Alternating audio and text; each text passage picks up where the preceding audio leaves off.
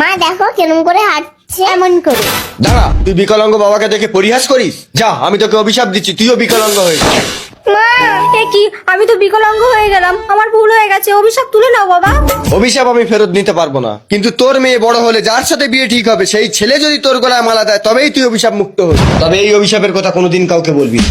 হে কেমন আশীর্বাদ দিলে বাবা। চলো মা। চল অহনা। কি ব্যাপার মাধবী, তুমি কাজ করছো, আমাদের সেই কাজের মহিলা মেঘলা আসেনি? এই তো আমি এসেছি মালিক, যত কষ্ট হোক কাজ তো করতে হবে। আরে কে এটা? এটা আমার মা। আরে কি অবস্থা হয়েছে এর? এই মেঘলা, তুই আর কাজ করতে পারবি না, যা বাড়ি যা। কি গো, থাক না, বেচারা স্বামী মারা গেছে, ওর মনে হয় কোনো অসুখ করেছে। ও যতটুকু পারে করবে, বাকিটা আমি করে নেবো। তোমার সত্যি মায়া মাধবী, ঠিক আছে ওকে কাজ করতে বলো। মন খারাপ করিস না মেঘলা, আমি তো আছি। মা আমি করে দেবো। তুই পারবি না অহনা, আমি করে নিচ্ছি। এই মেঘলা দে, আমি করে নিচ্ছি, দে। থাক মালকিন, আপনি আর আমার জন্য কত করবে। এইভাবে কেটে গেল 20টা বছর। মা দাও, আমি ঝাড় দিয়ে দিচ্ছি। তোকে করতে হবে না অহনা, আমি করে নিচ্ছি। এই মেঘলা, আমি তোর মেয়ের জন্য জানিস একটা ছেলে দেখেছি। ছেলেটা 4টে অনাথ আশ্রম চালায়। আমি বলেছি অহনা আমার মেয়ে, তুই ভুল করেও যেন বলিস না ও তোর মেয়ে।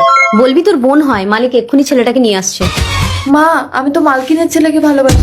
চুপ কর। কি হয়েছে অহনা? দেখো না মৌখিক, তোমার মা আমার জন্য ছেলে দেখেছে। চিন্তা করো না অহনা, সব ঠিক হয়ে যাবে।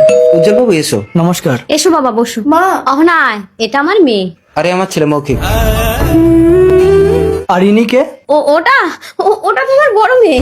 সে কি, আপনার বড় মেয়ে থাকতে আপনি ছোট মেয়ের বিয়ে দিচ্ছেন? এটা আমি মানবিকভাবে কখনোই মেনে নিতে পারবো না। আমি 4টে অনাথ আশ্রম চালাই। তুমি যদি আল্লাহকে ভালোবাসো তাহলে এই ভিডিওটি লাইক করো এবং সাবস্ক্রাইব করো। আর আমি সেই সব মানুষদের সবসময় সাহায্য করি যাদের জীবনটা অনেক কষ্টের। তাই আমি আপনার বড় মেয়ের গলায় মালা দিয়ে ওর জীবনটা সুখের করতে চাই। এই নিন মালা। সত্যি অদৃষ্টের কি দারুণ দৃশ্য। আজ থেকে তোমার সারা জীবনের দায়িত্ব আমি নিলাম। অভিশাপ মুক্ত। মেঘলা, কে তুমি? ওটা তোর মা, তুই তখন ছোট। আমার অভিশাপে তোর মা এতদিন বিকলাঙ্গ হয়েছিল।